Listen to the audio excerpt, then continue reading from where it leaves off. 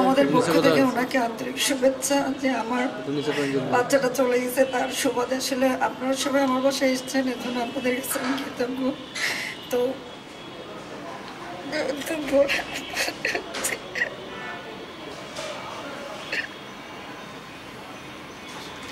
আমার দুটো ছেলেই মাঠে ছিল।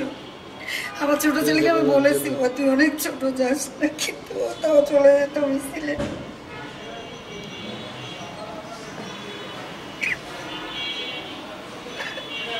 না, আসলে উনি না করলেও পারতেন।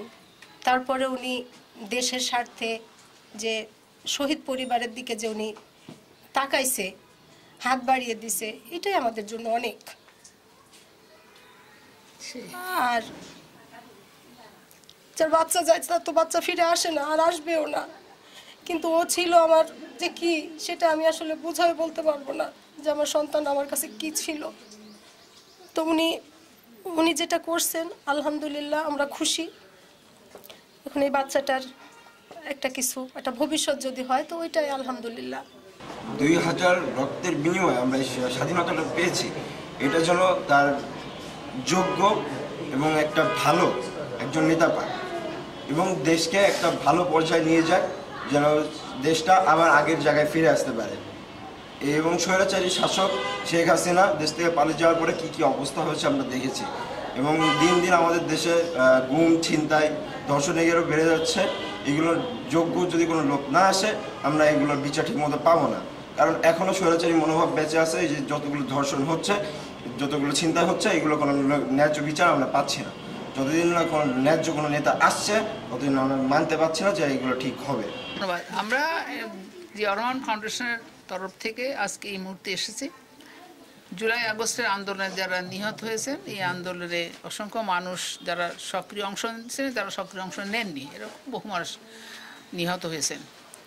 তাদের সমবেদনা জানানোর জন্য দল মনে করেছে, আমাদের নেতা তারেক রহমান সাহেব মনে করেছেন এটি আমাদের কর্তব্য।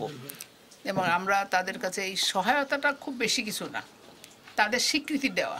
দল তাদের স্বীকৃতি ওন করে যে তারা এই দলের এইখানে ছিলেন, আমরা তাদের পাশে আছি, ভবিষ্যতে থাকবো।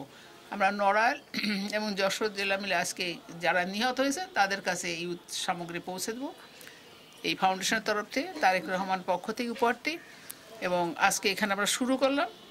আমরা ভবিষ্যতেও এই ধরনের তার সহায়তা, অতীতেও যারা ফ্যাসিস্ট সরকারের হাতে বিভিন্ন সময় নিহত হয়েছেন, শহীদ হয়েছেন, প্রতিবার ঈদে তিনি উপহার সামগ্রী পাঠান, আমরা সেটা পৌঁছে দিই।